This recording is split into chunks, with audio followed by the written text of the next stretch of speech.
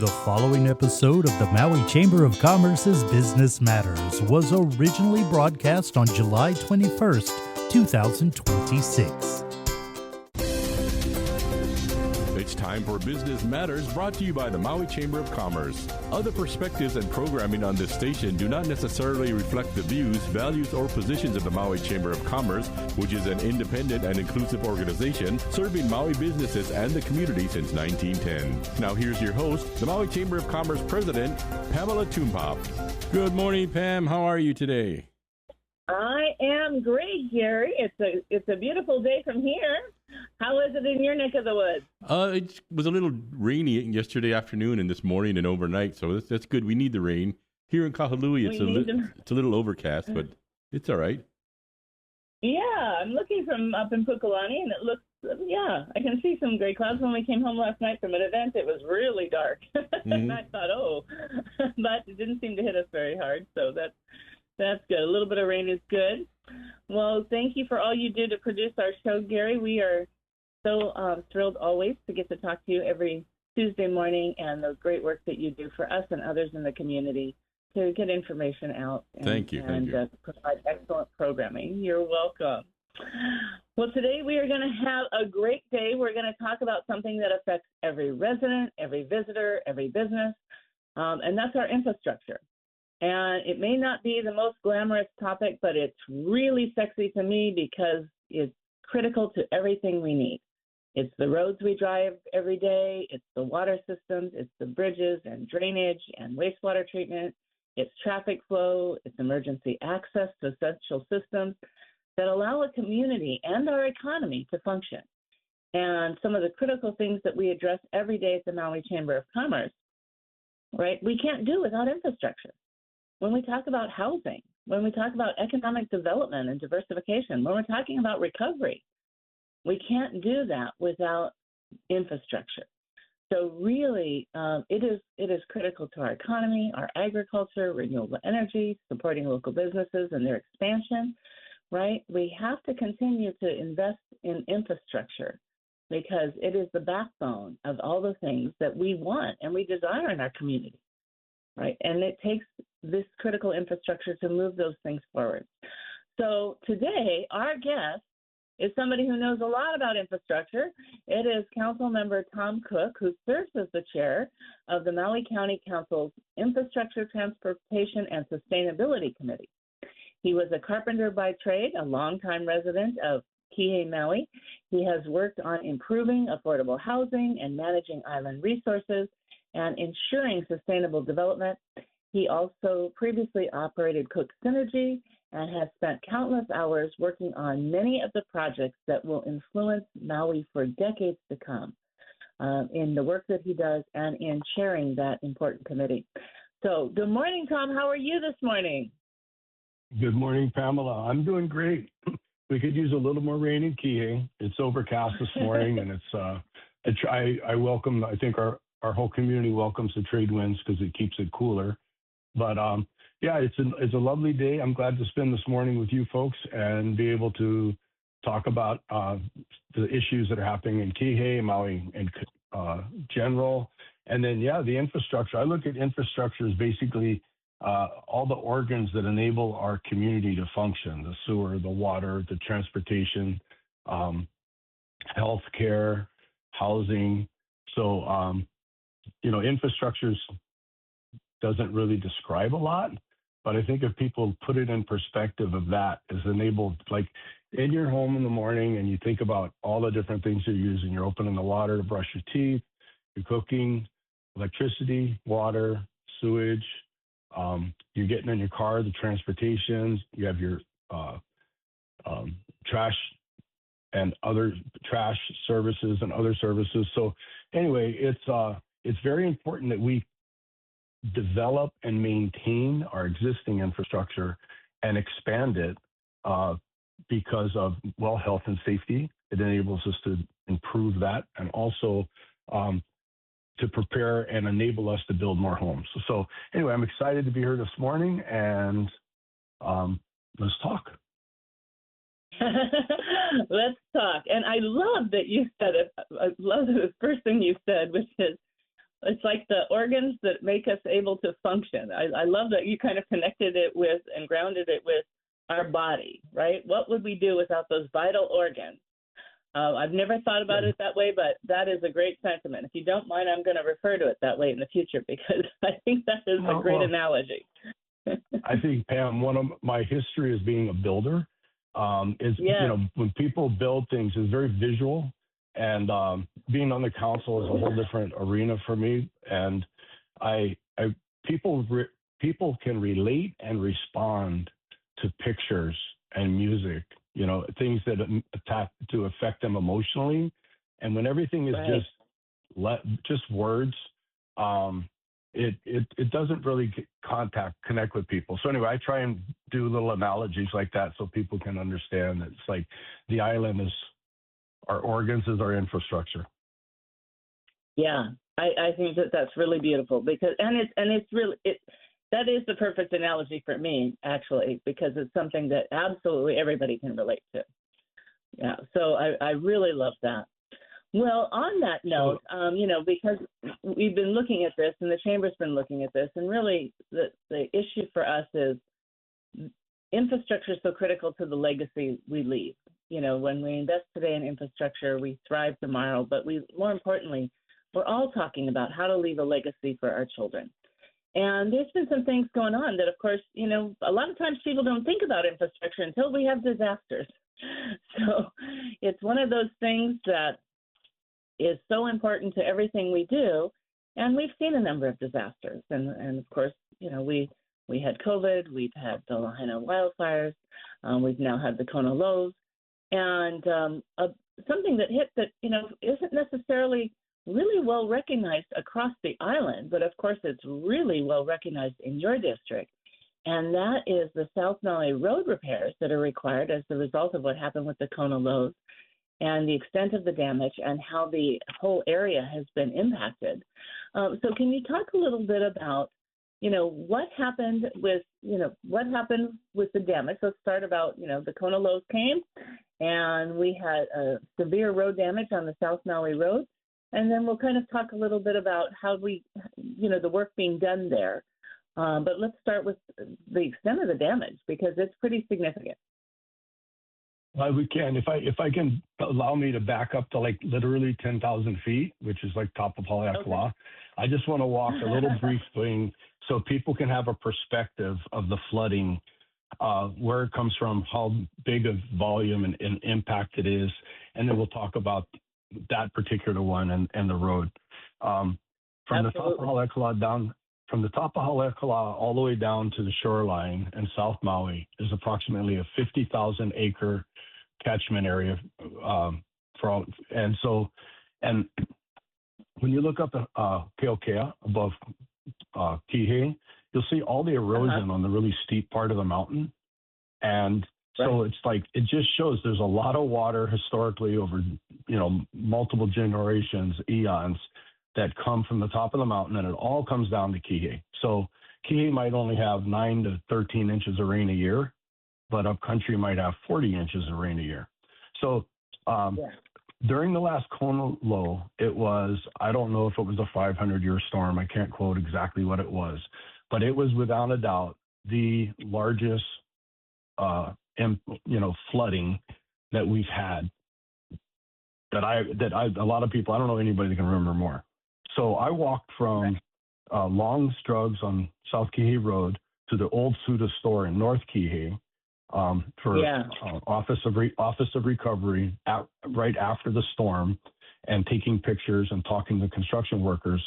The county, I really commend Public Works, and they farmed it out to TJ Gomes for the emergency. And they cleaned up this storm, I think, faster than the last storm. They mobilized. But literally, I was walking down the road and there would be dirt piled up on the side of the road overhead. So approximately 7 feet high, 12 feet wide, maybe 60 feet long, and berms staggered going down the road. An incredible amount of soil that came down from the mountain. And so that just, to put it in perspective, I probably billions of gallons of water in a relatively short period of time, very steep, high velocity, carving off all the soil, bringing it down here, depositing on the roads, putting it in the ocean. So the cleanup, I'm saying all this to put it in perspective because Molokai, Yes. Oahu, and Maui really got hit Yeah. hard. And they cleaned up as fast as they could and did a lot of the areas really good. Now we're going to shift to the sticking point of the sinkhole in South Maui that's by Camp 2. And what happened there was a combination of erosion from the flooding and also a broken water line. And so during the storm, from the flooding, impacted the utilities, Right. broke the water line, and then you got all of that. So it that occurred on March 13th was when the sinkhole occurred, and it for like 80 days until they actually started construction. And I worked with the businesses, have been in the community and doing outreach. I personally was very frustrated for like the first 4 weeks, talking to the administration, didn't understand, why the delay, why it wasn't being done. Basically, the issue was getting the federal funds to do the repair. If they used, and this is generic, anybody wants to I'm not the administration, so this is my understanding. If they used FEMA funds and the county advanced all of the repairs, then this is one facet. They would get reimbursed in like 2 to 3 years for several $1 million. But they need to comply with highway funding, and if they did it with highway funding, then they'd get the get the money much sooner. But in order to do that, they had to design the road. They had to design it. There was several utilities impacted: the sidewalks, telephone poles, water line, storm drains coming from 3 different directions, about 150 feet long. It was a very intense area that got damaged. It got right up to one of the lanes. There was one lane that technically could have been going, but it was hazardous and one-way traffic. So the county got the design done. They complied with everything. And when they did get started, they put the county awarded PV Sullivan the contract on May 22nd, and they mobilized on June 1st. And they're ahead of schedule. Hopefully, they thought it would be done in the fall, but I believe it's going to be done approximately by the end of August. So it took a long time getting started because it had to be designed. It had multiple infrastructure components. It wasn't simply filling up the road and putting the asphalt back. And then also, it had to be specially designed in that area. I wish if we were online, I could show you a picture. There is these, they had to use these special rock mattresses because of the potential future erosion. That area will not be impacted again. It's built like a tank now and environmentally conscious. So anyway, I don't want to get too into details on it, but that's why the magnitude was so big. And then the fact that Maui County was cleaning up all the roads, cleaning up Molokai, house fell in the water in Iao, the Iao water filtration area, that got jammed up and broken. So there was major damage all over. So the sinkhole in South Maui, a lot of people were really focused on that, obviously, because it's the main transportation corridor, the businesses and everything. But it wasn't like the county was ignoring it. And I just wanted to say that. I was very frustrated, but I give the administration credit for doing everything they can. You want to talk about the business compensation issues? Well, yeah. Let's first talk a little bit about how the businesses were impacted. I know because it was well. First of all, thank you for sharing that because it's really important to understand the context, right?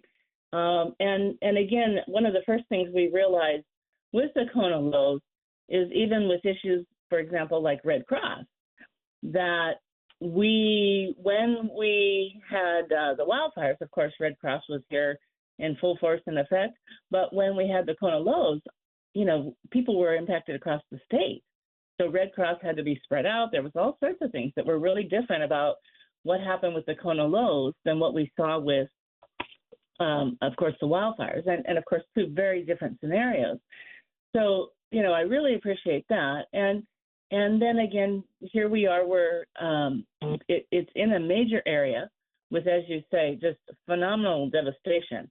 And I do want to also, after we talk about the businesses, circle back to the part that you started to mention, which is building back better. And that's really important for me and to discuss with the community. But this was, again, such an important road, not only for our community. It was an essential road that everybody used on a regular basis, but it was also a critical road for visitors and how they can access different parts of Kihei. And with that road being shut down and with the work, businesses were tremendously impacted because of the loss of traffic during their high season, summer season, when we're trying to recover, and we get spring, and we're trying to then recover and from spring to summer, right, with spring break, and then move into summer. And talk a little bit about what you're hearing from those businesses. I know some of them were on the news recently. People were having to start laying employees off because the traffic was so bad they could barely get any traffic in there. And some of the concerns they had with, of course, obviously wanting to see things repaired as quickly as possible, but even how traffic was being rerouted and some of the signage issues. Let's talk a little bit about that and what you were doing and connecting with those businesses and letting them know that you were hearing them and understanding the economic impact. Oh, thanks, Pam. I wasn't financially impacted, but I've been very, very engaged physically and emotionally with it.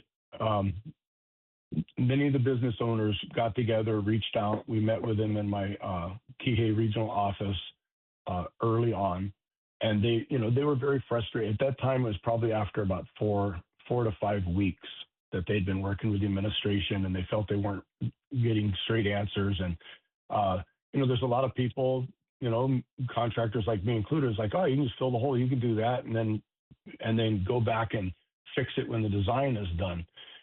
That was not accurate. That wasn't an accurate perception because of the magnitude of it. But long story short, met with them several times, and from both Fred's all the way up to the other end, reached out to Office of Economic Development. They did, and we did. And so the signage, a couple of different things that happened was the marketing support. The county did step up. And I'm just going to say this. Many of the people will say it was too little, too late, and not being happy about it. But I want to acknowledge that the county did hear it and did act on it. I'm glad that we were part of that. So the county has deployed open for business signage up and down the road, modified the construction signage that was like, road closed. That's one of the things the general public has to deal with. A contractor gets a public works road contract, and part of the contract is the signage that you have to do for the highways department for safety. So they put those signs up, and everybody just freaked out, and it's like, what are you doing? Those signs aren't helping us a bit. And it's like, so I help mitigate. Well, they have to have those signs, and we'll add all these other signs. Aaron Wade from the administration was a really big help working with us. So they put up all the signs, and then the other aspect they're doing is apparently they did navigational assistance. So the officials worked with Google Maps to optimize the detour routing, because that was one of the problems initially was, people with their navigation in their cars didn't know about the detour. And so that was kind of not good. The other thing we're doing is they did expedite the repairs, and people are going to have a hard time with that. Some people I know just look at me and go, that was not expedited, but it really was, because it's not going to be done in October. It's going to be done in the end of August. So actually tomorrow, my staff and I are walking and meeting with the different property managers at the 4 different main buildings, and then also with all of the tenants. And there's a rent relief program that is being implemented, and it's being implemented by Office of Recovery. Where am I got a note on that? Yeah, I was very excited to hear about that, and I was thrilled while you're looking that up. I was thrilled to see it on the news, on the television news, to see that some of the businesses were sharing some of their concerns, and then the announcement that came out with that, which was that it was being speeded up, that they were, yes, that again, I know that strong concerns about the timing and the damage that's been done to the businesses and as well as the area, but that the deadline was brought forward significantly, as well as there is help and relief out there, which is really exciting because they have lost so much money during this time frame. One of the things I did meet, I went to talk with FEMA and SBA when they were at the gym, and I took flyers to all the businesses, and I took it in North Kihei to several of the residences, advocating that they go and sign up. And none of the businesses qualified for FEMA funding, but they did for SBA loans. But after, nobody wants to take on more debt. And no, they can't. After COVID They're and everything else, people were just rolling their eyes and going like, that just doesn't help us. And the people, SBA people were really nice, but it wasn't helping them. So now basically they're going to get depending upon where they are from Cam 1 to the sinkhole, it's going to be a % of rent from June, July, and August. So 3 months, varying between 50% and 10% of their rent that Office of Economic Recovery, OED will be paying. So we're brokering that. We're working with that. So it'll help quite a bit. It's going to be a percentage of their loss. It isn't going to make them whole by any means. But like I say, I take it to heart. I've spent a lot of time down there, and I understand the heartbreak, and it's sad. So we're doing what we can. Yeah. Well, and that's important. And I just really want to thank you and commend you for working with them. Of course, I know the frustration. I was excited to get to talk to you and have after hearing from several of them and saying, okay, there's still some issues, and you have really been on it and very responsive to do that. And I know that there's some timing on things, that it's like, okay, there is movement, but we have to wait till we can actually say it, because we don't want to overpromise and underdeliver. You were very sensitive to that.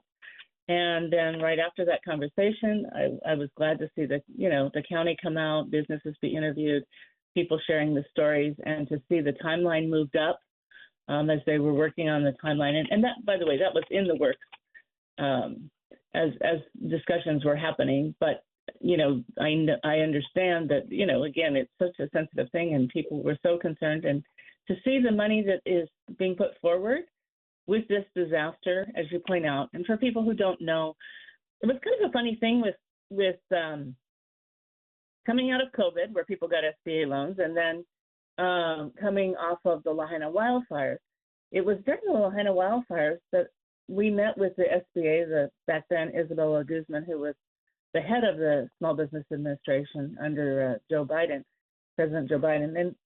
And it was the first time I realized that people had stacked SBA loans. And the example was provided to me with Florida, with all the hurricanes in Florida, that sometimes we would be meeting with companies who would have stacked SBA loans, 4 and 5 loans deep.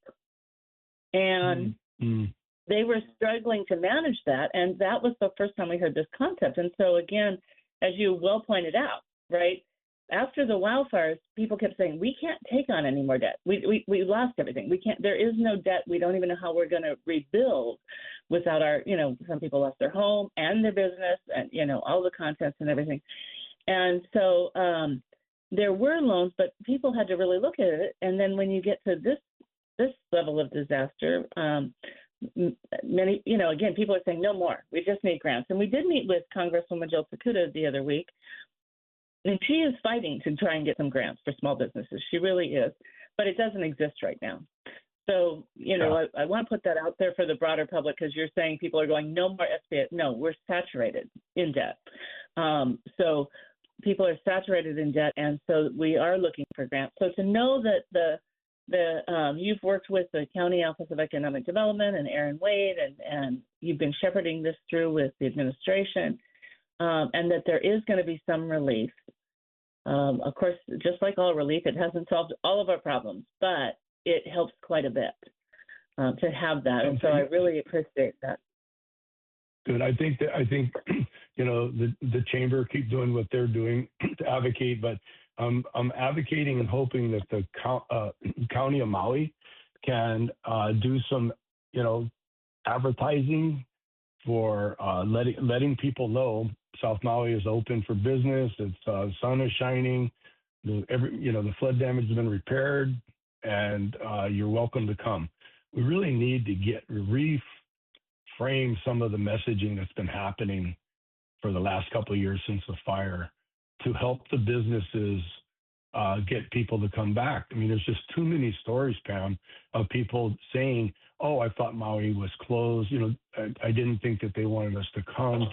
It's all of that messaging that was put out very bluntly and harshly and emotionally after the fire. We need to kind of counter that with the other, like, aloha, welcome, we're here.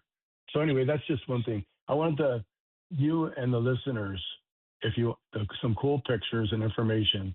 If you go to mauirecovers.org/Kona-storm/sinkhole, Google it, mauirecovers.org/Kona-storm/sinkhole. There is progress pictures, and the top one from July 10th shows those rock bags I talked about on the Makai, the beach side. And shifting gears a little bit, whether it's an appropriate time, you were talking about when we're building for resiliency.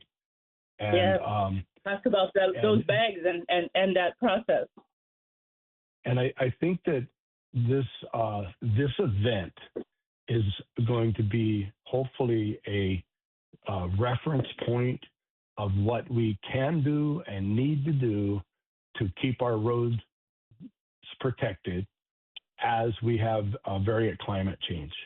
One of the most contentious things that I've been involved, or our island's been addressing, that I've been trying to be involved in, is the managed retreat sea level rise issue. And the current one is you don't do any protection, just prepare to retreat. And in order to do that, literally, I think we're looking at over $1 billion worth of infrastructure replacement. I mean, it's not practical. And I'd like us to use this project as an example to demonstrate you can responsibly manage the interface between the ocean and the roads and maintain the roads. And they might not be there forever, but we don't need to give up 20 or 30 years earlier. Anyway, I just wanted to plug that. Well, I really appreciate it because, again, that is a huge issue that we're talking about all of the time, and was a big issue the Planning Commission took up for a very long time on shoreline setbacks. So share with everybody what you shared with me in terms of what's unique about these mats and this new technology that is being deployed. Basically, it's what the word for it? It's rocks and clean rocks in these special plastic fiber bags, and they're designed to withstand storms and whatnot, so they drain. Sand can get in them, and it's a mitigation barrier instead of just hard concrete that can withstand the ocean. And then it isn't the cure all, the fix all, but it seems like an environmentally friendly fix to be able to do it. Because when on North Kihei Road, when they fix the road and they haven't been able to put anything like hardening along the edge, and it's just sand and it just washes away again. So anyway, I think that we have a great opportunity to use current engineering and traditional methods to mitigate some of these challenges, but we need to be open-minded and pliable and collaborative and working together. Yeah. Yeah, I think really, and we've seen that on all fronts, right? It's really important that we find ways to come together as a community and work together, looking at the different situations, understanding some of the obstacles and challenges that we all face.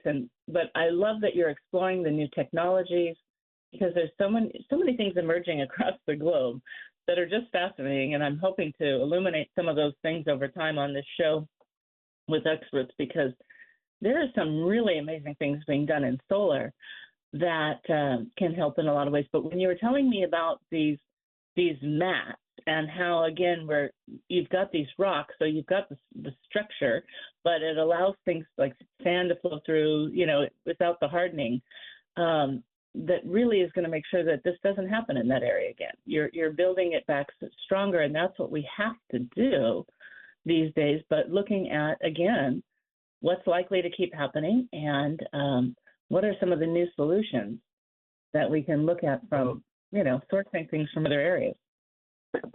I'm hoping that the one of the issues that we're facing, or that we have currently with truly mitigating the flooding, because we have to do it from Mauka to Makai. The wetlands can soak up a certain amount of it, and our storm drainage for Kihei can handle the rainfall there. But all of the ranches formed Malama Haleakala, which is a nonprofit collaborative effort to address the deer and flooding and repastures and whatnot. That they're willing to work with it. And I think they're working with NRCS, Soil Conservation, and federal state agencies, so that we can create detention basins, detention terraces, retention, so we can divert the floodwaters, a portion of the floodwaters. You're never going to be able to get all of it, and keep the sediment keep the sediment and topsoil up there where it belongs, and not down in the ocean or in the roads. And then also that water, if it percolates in up there, will recharge the aquifer. I mean, substantially. You're talking about huge volumes of water. And when the grasslands are reestablished and the dryland forest is reestablished after the deer issue is addressed, while the deer issue is addressed, that also will enable it to start percolating and being, more environmentally stable. But we have water resources. We need to use the floodwaters and not just spend a bunch of money cleaning up after it. Our R1 water use is continuing to expand. I'm a strong advocate of making it all of it should be treated so it could be used. And if we don't have the use yet because of adequate pipes, pumps, and storage to use all the R1 water, the water that is going into the injection wells should be thoroughly treated. It still has nitrates in it, but then it wouldn't have bacteria. So the nitrates are great for grass in the pasture, but it's not great for the reefs, for the algae. Right. So anyway, I see all kinds of opportunities. All of these challenges are costly and problematic on one side, but they're also great assets and opportunities. The amount of work we have, Pam, to mitigate the flooding, utilize all our R1 water, expand our transportation network for health and safety and quality of life, expanding the wastewater facilities to be cutting edge, environmentally sound, and then building the homes and communities that we need. Instead of building homes, we need to build communities, and we're working on it.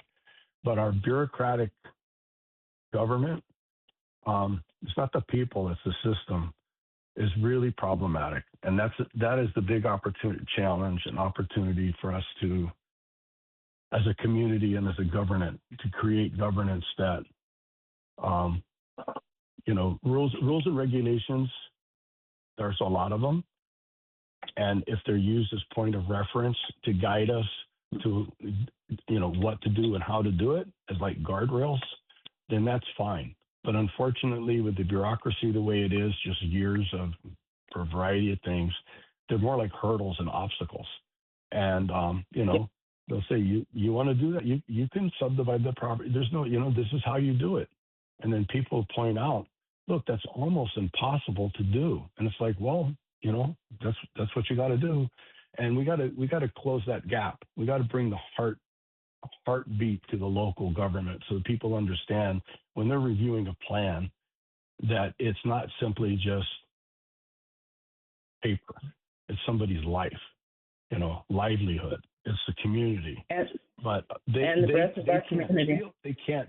they can't feel that way if the system doesn't enable them to do that. So I'm going to keep cheering everybody on, but we have a long way to go. We do. Well, and you touched on two things that I just kind of want to circle back because a lot of people maybe, if you're not familiar with excess deer damage, and we really got this, I don't want to say decades ago, but about 10 years ago, we really started looking at when, especially people in South Maui were saying, gosh, this runoff from the mountains, from up and going on up near Haleakala is getting worse and worse and worse. And of course, that is excess deer. When we're having just big population growth in excess deer. And I've been there, and I've been on those ranch lands with ranchers and others, including the Soil and Conservation Group, where they took us to different fields and they showed us the difference. And what's interesting is that excess deer don't just eat the grass. And by the way, when they eat the grass, that means that the farmers have to supplant food for the cattle because the cattle aren't able to eat the grass because the deer have destroyed it all. But they actually eat the roots below the dirt, and they dig down and eat the roots, which then kills the plant even below the dirt. And that's what really contributes to the huge runoff that we're having. So that's why there's been so much over the last, I would say a concentrated 6+ years to say we have to get deer control. It's imperative that we get deer control. And the other thing that people talk about, which impacts, and that's why we wanted to talk to you, Tom, about infrastructure, is, we've got 30 years of just, really layered, and I've only been at the Chamber 20 years, but 30 years of really layered ordinances that keep overlapping and overlapping, trying to address different issues, that there's so many layers that, as you point out, it's hard to address a lot of these issues. And in the meantime, we've had emerging technologies and new solutions, but we haven't modernized our codes to keep up with a lot of this. And this is also a broader building industry issue that's being taken up by Building Industry Association of Hawaii and others. But we're having to look at all these things and find new ways. And there is hope, but we have to also untangle a lot of things. And in this tanglement, there's a lot of people pointing in a lot of different directions, and it's creating kind of community chaos in terms of how we move forward and what is allowed and what isn't allowed. And we really have to untangle all of this overlap so that we can move forward and address the critical things today and be looking at building back better with modern solutions, but still, as Tom said, in line with the culture, again, and protecting our environment that we love so, dearly, because that's why we all want to live here. But we've got to move on to really critical changes here. And I love that this project, as you said, Tom, is going to be one of the first that's a way to look at things differently. We had to out of necessity, but it's a way that we can look at this differently and say, okay, now given this example, how do we move forward? And I think that's fantastic.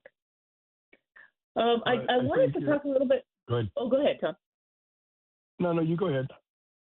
Oh, okay. I wanted to talk a little bit, since we're talking about infrastructure. There's a lot of conversations these days about water. And, we've had a lot of private water systems, and we have county water systems. And there's discussion these days about should the county own all of the water systems and manage all of the water? And, from your perspective, I kind of like to hear and share with our audience, what do you see as some of the pros and cons in that concept? So, thanks. This is an interesting topic. It's a hot topic and it's an important one.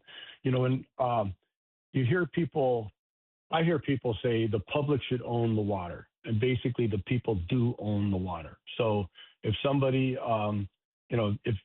although other people might own the infrastructure to deliver the water, the County of Maui has the council has authorized the County of Maui to negotiate with private water companies and well owners to negotiate and purchase source and transmission and storage to expand the municipal County of Maui Department of Water Supply.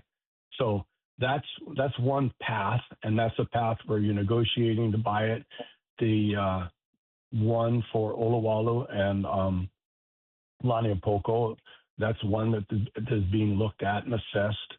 And it's, how much water is there, the quality of the water, the quality of the system, a very comprehensive, broad review of how much it benefits the community, how much it benefits the county, what kind of liabilities and done.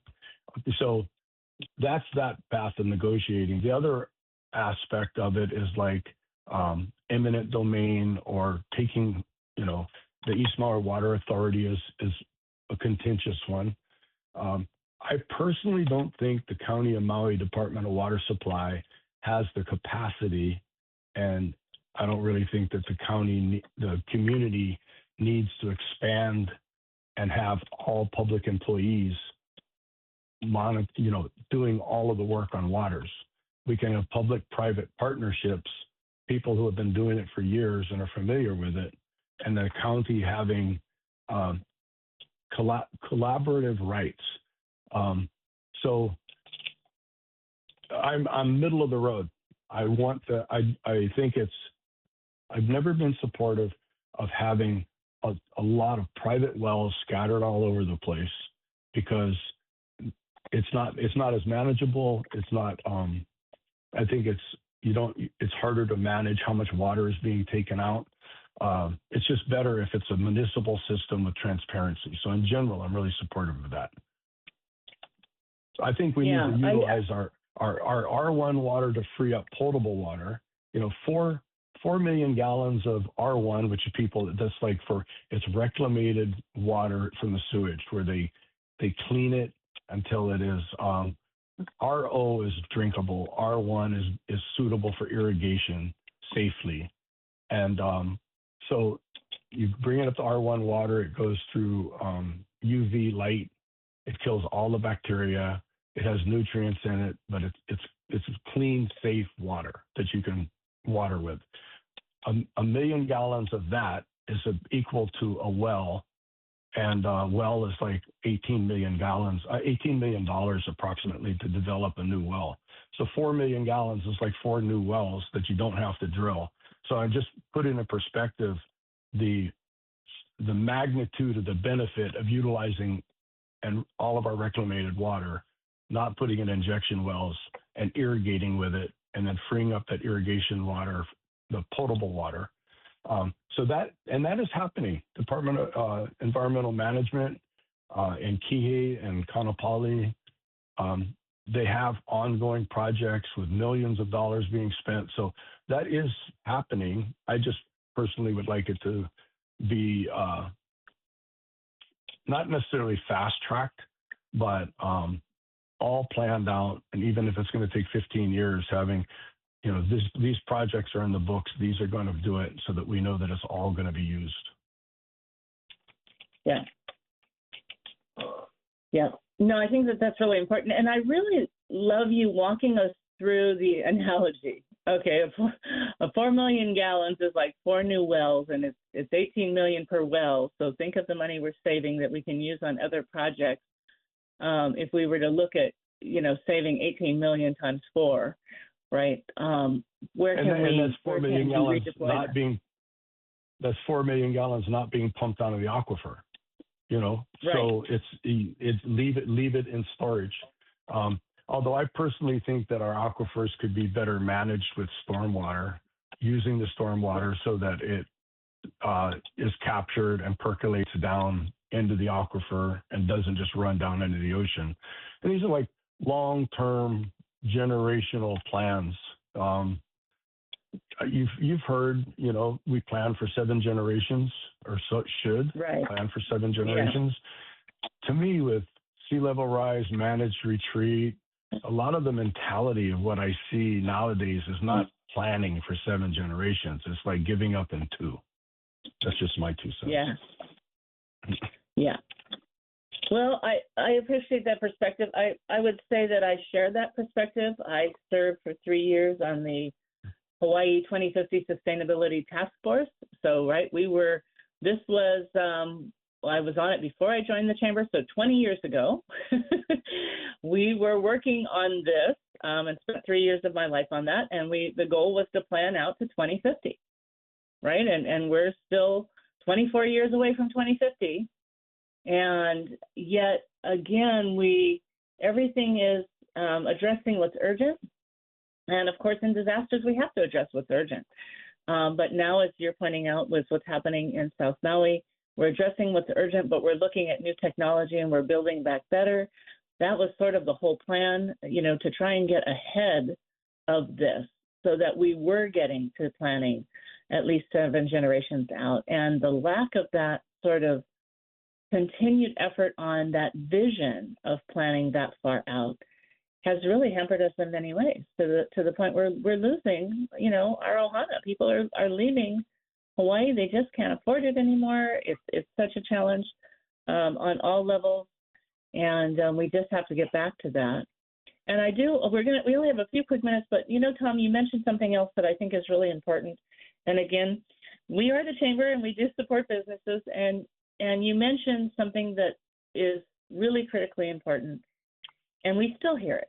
And it's because of how across the nation, how the wildfires were so heavily promoted. There are still people, and we get calls because in many regions, your local chamber is your local visitors bureau. Of course, in Hawaii, we have such a strong visitor industry. We have a Maui and statewide.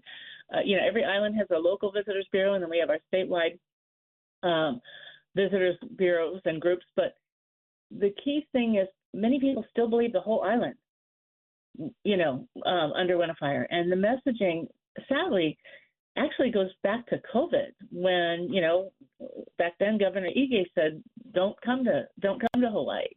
And then, Governor Green and the mayor said, don't come to Maui at first. And later they refined the messages, but, because we were trying to be sensitive to Lahaina, and the messages were sort of refined, but there's still so many people who believe the whole island actually was burned, and they don't know enough. Yeah, they stayed in Lahaina or Kaanapali, and they don't realize the nuances to that. And I wholeheartedly agree that one of those key infrastructure pieces in our recovery is critical messaging. And we have been at the chamber calling for that critical messaging to say, we need to let people know we are open. We need to let them know where the sensitive areas are.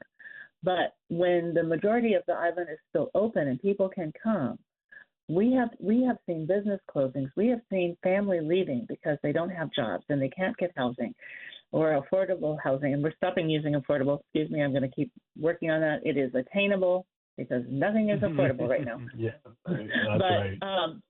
But we are very reliant on the visitor industry and will continue to be, but we have to, and we're working on regenerative tourism and we're working on economic diversification.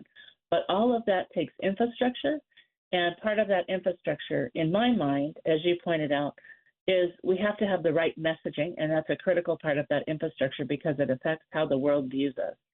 And we need our county and we need our state to stand strong and stand tall and support the small businesses by saying, we are open. Here's where we want to protect, but come be a part of our solution, because people want to give. When they come, they're doing amazing things these days. So we stand with you in encouraging that. And I think, what we need to do is get more people standing on that as well and speaking out and saying, hey, this is what we want to see. Let's come together on solutions on that. So can I get 1 minute on that? Yes, you can. Absolutely.